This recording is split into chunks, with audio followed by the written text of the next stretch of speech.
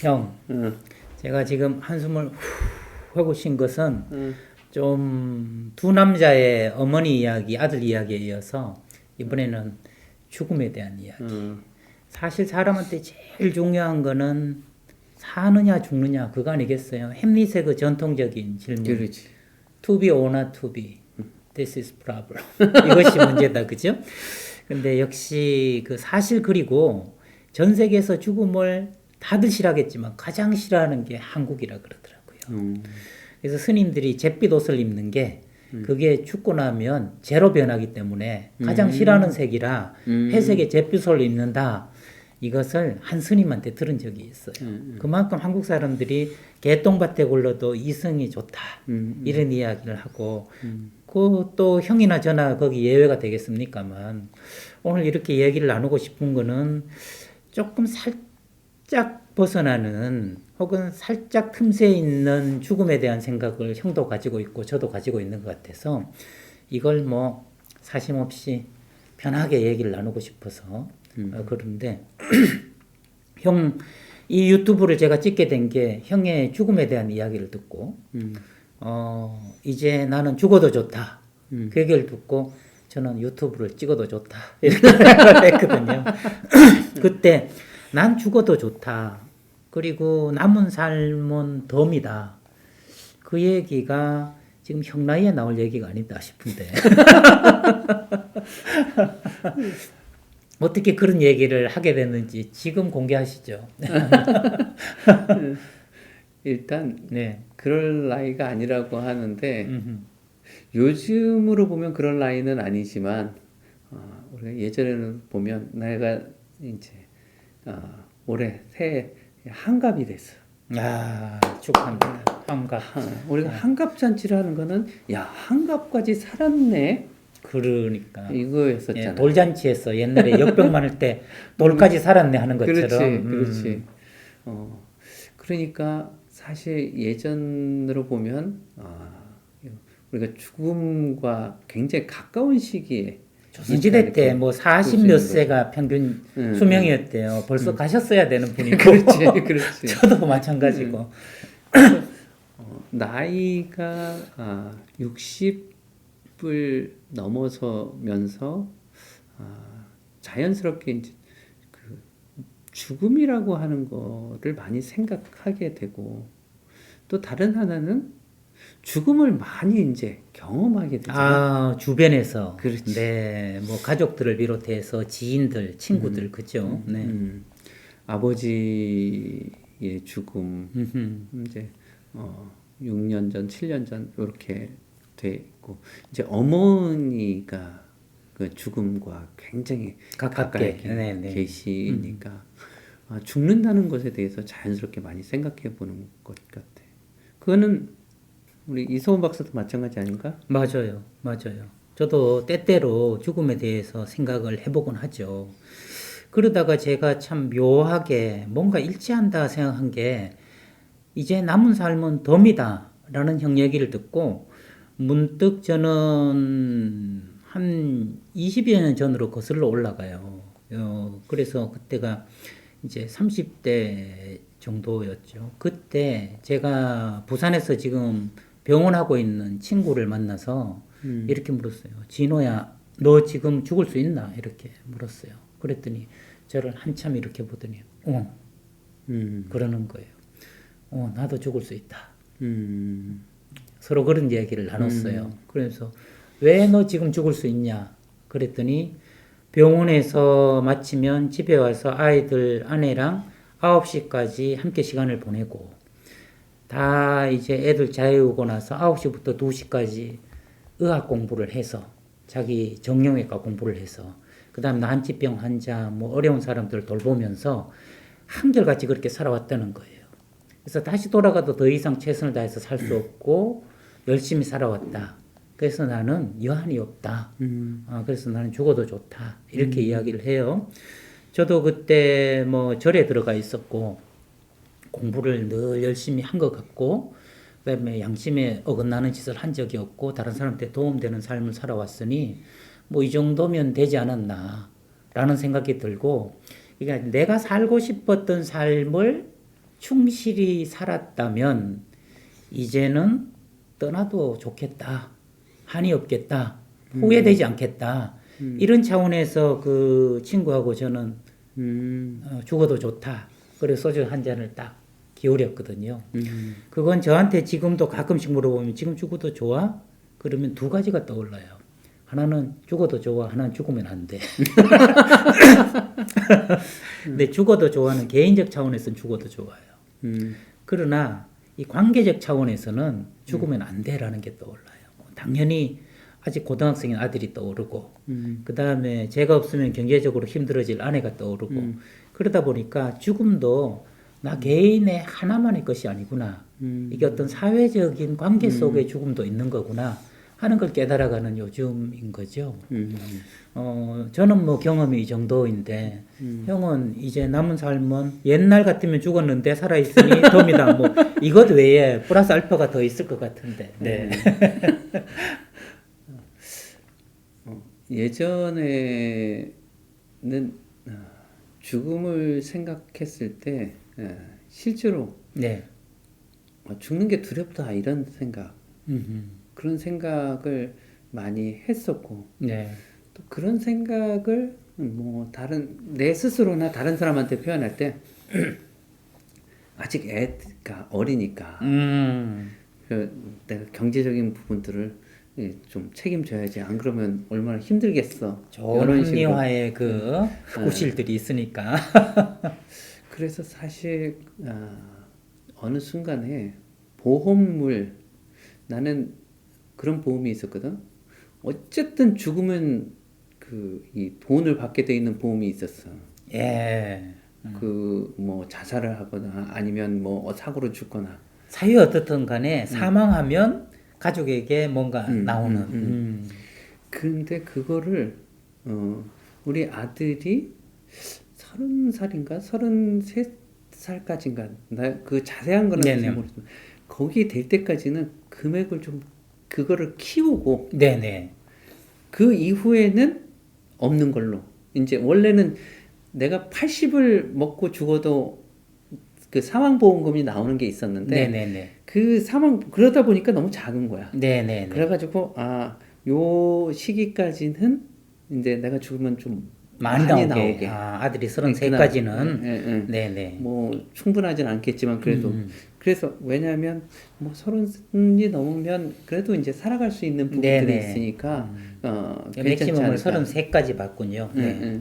그래서 이제 그런데 어쨌든 우리 아들이 이제 30이 됐고 네. 그래서 어느 정도는 이제 자기 앞가림이라고 할까 될 수 있게 됐으니까 그러니까 일단 그 부분은 좀 자유로워진 부분이 있고 또 하나는 뭐 이제 집사람도 있지만 이게 내가 연금이 나는 지금 만 61세 네네.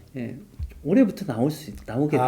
네. 교수로서 내가 그만두면 연금이 나오니까 그래 그 연금이 뭐 사망보험금도 있고 연금도 있으니 충분하고 넉넉하진 않지만 그래도 내가 떠났을 때 황망하게 떠나는 것은 아니라고 느끼게 해주는 최소한의 액수는 되니까 그런 상황은 돼가지고 그래서 나는 그 상황이 참 감사하다 이렇게 생각되는데 근데 이제 지금은 내가 아직까지는 떠나면 안 된다 이런 생각을 갖고 있는 게 그게 뭐냐면 적어도 내가 어머니보다는 늦게 가야 된다. 지금 뭐 어머니는 죽음하고 굉장히 가까이 있으니까. 근데 자식을 먼저 앞세우는 것이 부모들한테는 천주의 한이 되는 것이니까 이제 어머니도 뭐 얼마 오래지 않으니까 내가 적어도 살고 싶다 이런 것보다는 어머니보다는 늦게 가면 좋겠다 이런 그런 생각은 갖고 있죠. 그러니까 형 얘기 들어보면 제가 아까 얘기한 개인적인 차원이 아니라 관계적 차원에서 형수님에게나 우리 소리에게나 덜 미안한 상태는 된 게 다행이고 또 저도 형님이 먼저 떠나고 어머님이 지금껏 그 가슴에 품고 있는 슬픔, 지워질 수 없는 슬픔이 있으니까 적어도 그 슬픔은 안겨드리지 않아야 되겠다 어머님께 하는 차원에서 그 형수님과 소리를 생각하면 지금 떠나도 좋지만 떠나도 뭐 그렇게 한이 되지 않지만 어머님을 생각하면 좀 더 살 이유가 있다 하는 건데 저도 대학원에서 이런 학생들한테 지금 죽어도 되느냐 이랬더니 안 된다는 학생들이 많은 거예요. 그래서 왜 안 되냐 그랬더니 죽음이 무서운 게 아니고 하고 싶은 게 남아있기 때문에 그걸 하고 죽어야지. 그래서 저는 이런 생각을 해봐요, 형. 우리가 성공하는 삶이라는 게 뭐냐라고 생각해 보면 뭐 진부한 이야기 같지만 후회하지 않는 삶 같거든요. 내가 내 삶을 돌아봤을 때 후회가 되지 않으면 다른 사람 보기 어떨지 몰라도 적어도 나에게 있어서는 그것은 성공한 삶이다. 저는 이렇게 생각을 한다는 거죠. 저는 그런 차원에서 형이 후회하지 않는 삶을 살아왔지 않았나 하는 생각을 해보는데 형 자신이 해보면 어때요? 이전에는 많이 그런 부분들을 아쉬워하고 뭐 또 후회하는 것도 있고 사실 그랬어요. 그리고 하고 싶은 것도 많다 이렇게 생각을 했는데 아하. 어쨌든 사회복지를 공부하고 어느 순간서부터는 이제 이 살아왔던 모습들을 이 생각을 형이 살아왔던 하게 모습을. 되는 거야. 근데 아무리 내가 노력을 한다 하더라도 아쉬움이 없거나 후회하지 않는 삶은 없을 것 같아. 왜냐면 나는 크리스찬이기 때문에 네. 인간은 죄를 짓게 마련이 있기 때문에 어쨌든 그런 부분들을 생각하면 아쉽고 후회스럽고 그런 부분들이 있을 것 같아. 그거는 뭐 내가 인간이니까. 평생 그렇게 될 거니까. 그렇다 그러면 그 다음에 이제 뭐가 남냐면 그러면 무엇을 했어? 이렇게 되는 거예요. 네. 그래서 이전에는 그래 그럼 내가 이루는 것이 뭐 뚜렷하게 없잖아 이렇게 됐는데 네.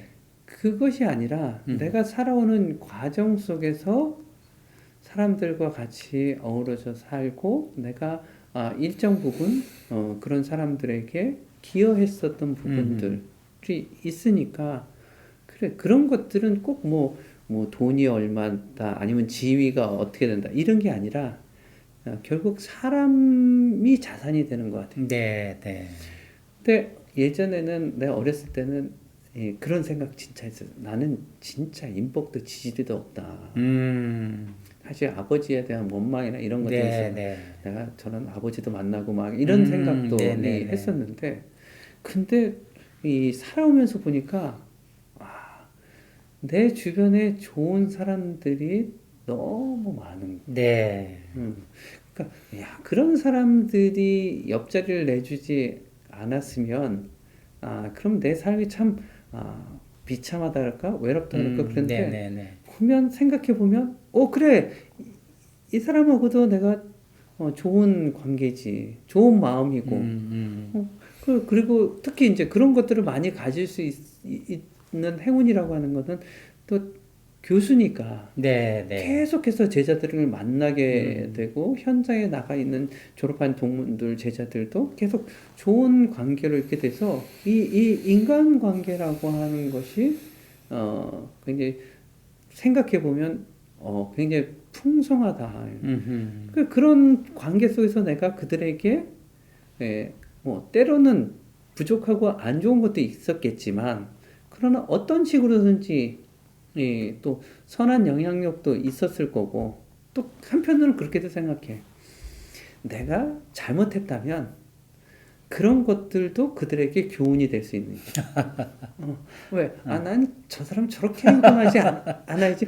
그러면은 반면교사로. 그렇지. 네, 네. 그러니까 그래 지금에서는 딱히 뭔가 이렇게 물리적으로 그런 어떤 결과 이런 것이 아니라 살아오는 과정 속에서 사람들과 어우러져서 살았던 거, 서로 좋은 마음을 주고받으면서 살아왔던 것이 그것이 나의 자산이고 삶의 궤적이 아닌가 이렇게 생각해서 그렇다 그러면 그래 참 많이 누렸잖아.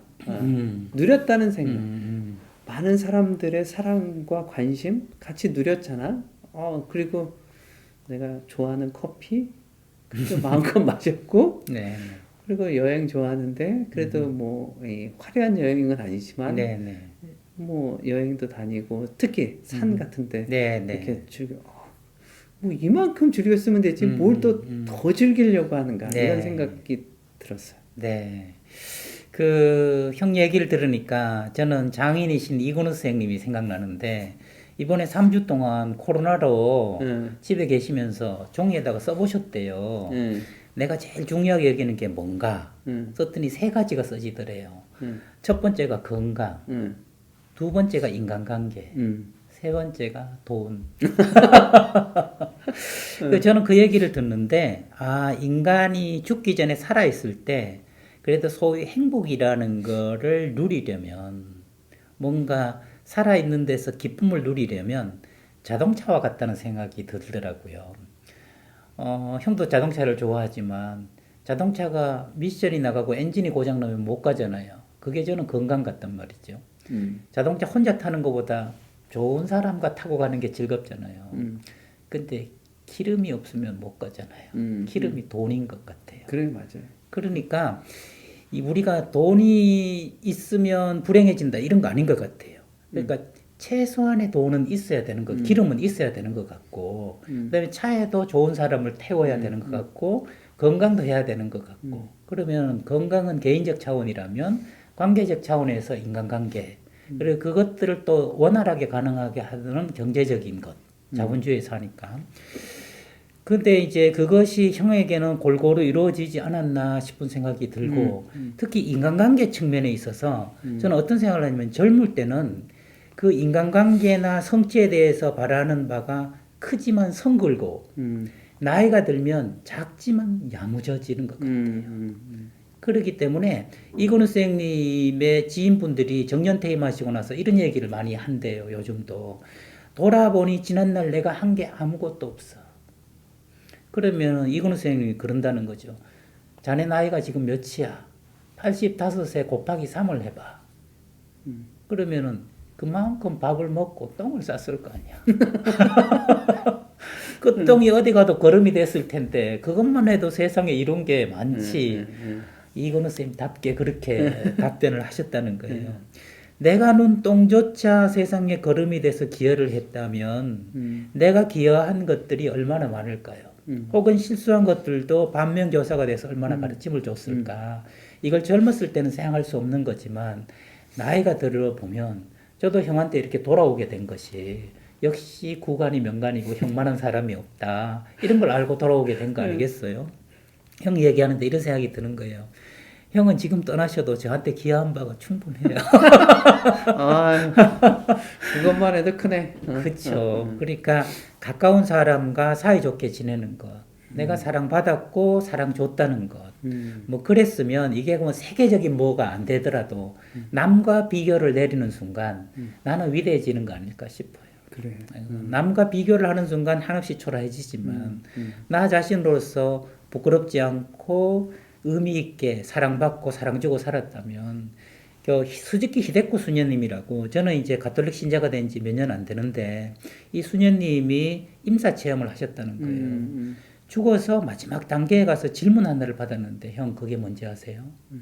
너는 얼마나 사랑을 주고 왔느냐 하는 거. 사랑을 주고 왔느냐. 그러면서 히데코 수녀님이 알게 된 것이 우리가 평생 해야 되는 것은 아는 것과 사랑하는 것이다. 두 가지를 알게 됐다는 거죠. 형이 늘 강조하던 그 개념, 제대로 아는 것. 그래야 제대로 사랑을 줄 수 있거든요. 그렇지, 이게 무지는 사랑이 아니라 폭력으로 가기가 쉽기 맞아, 때문에 맞아. 그 알을 위해서 평생을 정말 벼르면서 아주 날카롭게 나를 다듬어 나가고 밤을 새운 게 형의 삶이 아닐까 저는 곁에서 지켜보면서 그런 생각이 든단 말이죠. 개념화, 문제의식, 그죠? 문제의식이라는 게 결국은 제대로 아는 것. 그래서 저는 이렇게 공식을 늘 만들었죠. 나를 제대로 이해하고 너를 제대로 이해하면 사랑이 싹튼다. 그래서 2 더하기 2는 4다. 이렇게 공식을 만들어서 쓰고 나를 오해하고 너를 오해하면 땡이다. 5 더하기 5는 10이다. 이렇게 쓰고 있는데 그렇게 형 얘기를 듣자 보면 이근호 선생님이나 형이나 저나 지금 큰 목표를 가지는 게 아니라 내가 작은 기여라도 할 수 있고 사랑받고 사랑주고 이런 삶이라면 이게 완성체가 없다면 언제 떠나더라도 그것은 괜찮은 것이 아닌가. 그렇지. 그렇게 생각한다면 지금 우리가 나누는 이 시간은 덤이 아닌가. 덤으로 우리에게 주어지는 하나님의 선물이고 축복이 아닌가. 그러니 이 순간을 더 즐겁고 그렇지. 더 제대로 알면서 살아야 되겠다. 언제 떠나도 괜찮아 하고 떠날 수 있을 정도로. 네. 내가 보니까 네. 이제 이 크리스천들 같은 경우는 나도 그런 부분들인데 이제 우리가 그 절대자 하나님 앞에서 사실 매일매일 죄를 짓잖아. 네. 그러니까 지금 상태로 가면 안 될 것 같은 그런 아직은 박지 논문 지도스님한테 요 정도 써서 가면 안 될 것 같은 좀 더 완성해서 가야 될 것 같은. 근데 그것도 우리가 알므로 인해서 뭐냐면 하나님은 우리의 어떤 행위로 인해서 사랑하는 게 아니다 라고 하는 하나님을 믿는 존재 자체로서 이제 우리를 사랑하시는 거니까 또 그런 측면에서 보면 뭐 그렇게 불안해할 필요는 없고 또 다른 하나는 그럼 해결하고 간다라고 했을 때 해결이 될 거냐? 어떻게 보면 좀 우스갯소리를 하루하루 더 살면 하루하루 죄가 더 쌓이게 될 수도 있기 때문에 그래서 근데 나는 또 특히 내가 하나님을 믿기 때문에 그리고 우리는 주님은 죽음을 이겼다라고 이렇게 하시니까 내가 그런 하나님을 믿고 주님을 따르니까 그런 면에 있어서도 지금은 이제 죽음에 대해서 굉장히 좀 편안하게 생각할 수 있고 그렇다고 해서 우리 이제 가족을 내가 뭐 소홀히 하거나 아니면 뭐 지금 떠나도 돼 이런 거보다는 사실 떠나게 되면 이제 그런 것들이 좀 마음이 아플 수 있는데 문제는 내가 갈 때 너무 이렇게 지금 인생의 삶에 연연해 하거나 그렇지 않을 수 있겠다. 또 이렇게 된 것은 또 어머니의 그 삶을 보면서 죽음을 정말 많이 생각하고 그래서 나 나름대로 이렇게 정리할 수 있었던 것도 또 감사한 사실이고 죽음을 생각하면 진짜 왜 하루하루 보너스라 그랬잖아요. 나는 내가 그 이근호 박사님이 그런 얘기했잖아요. 그 돈 돈이 없으면 절대 행복하지 않다. 이제 이런 그 유튜브도 한번 하셨는데 그런 거는 어느 정도는 맞는 것 같아요. 그러니까 절대적인 수준에서 우리가 없으면 너무너무 괴롭고 힘드니까. 근데 나는 비교적 내가 다른 사람한테 커피를 사거나 밥을 사는 데 있어서는 조금 뭐 이렇게 아끼진 않는 편인데 99% 저에게 사주시죠. 근데 참 내가 이렇게 살 수 있는 여유가 있는 것도 너무너무 감사하다 이런 생각이 들어서 우리가 가지고 있는 것 그리고 살아오면서 그래도 다른 사람들에게 영향을 미쳤던 거 이런 것들을 생각해 보면 그러면 이 떠나는 것에 대해서 그렇게 너무 연연해하지 않지 않겠는가. 그래 진짜 왜 그 이서원 박사 얘기대로 하면 그래 많이 누렸다 아이가. 그렇죠. 많이 누렸다 아이가. 많이 누렸다 아이가. 그래. 그 저는 이근호 선생님이 이번에 전신 마취를 하실 때 제자가 선생님 아무 걱정하지 마세요. 잠시 눈 떴다 깨시면 됩니다. 그리고 전신 마취 딱 됐는데 잠시 있다 눈 뜨세요. 그럴 때 죽음이 이런 거구나 하는 걸 깨달으셨대요. 그러면서 이근호 선생님 그 말씀을 듣고 제가 퍼뜩 깨닫게 된 게 뭐냐면 죽음 자체가 두려운 것이 아니라 죽을까봐 두려워하는 마음이 우리는 실체다. 두려워하는 것이다. 근데 애벌레가 이제 나비가 될 때나 매미가 매미로서 성충이로서 될 때 그때 변태라는 걸 하잖아요. 변태. 근데 이게 매미의 그 껍질은 선태라 해서 약재로 쓴다고 그러더라고요. 저는 형과 제가 형이 이제 환갑이 되시고 제가 그보다 3살 어린 사람이 되면서 하나의 변태 하나를 한 것 같다는 생각이 들어요. 적어도 이전에는 죽음에 대한 공포와 죽을까봐 두려워하는 그 공포가 그냥 껍질을 이루고 있었다면 이거는 쌤 말씀처럼 죽는 그 순간은 고통이 뭔지도 모르는 것이고 죽을까봐 두려워하는 것도 따지고 보면 많이 누렸다 아이가 많이 살았다 아이가 하는 마음으로 맞을 수 있는 그러한 껍질 하나는 벗게 됐다.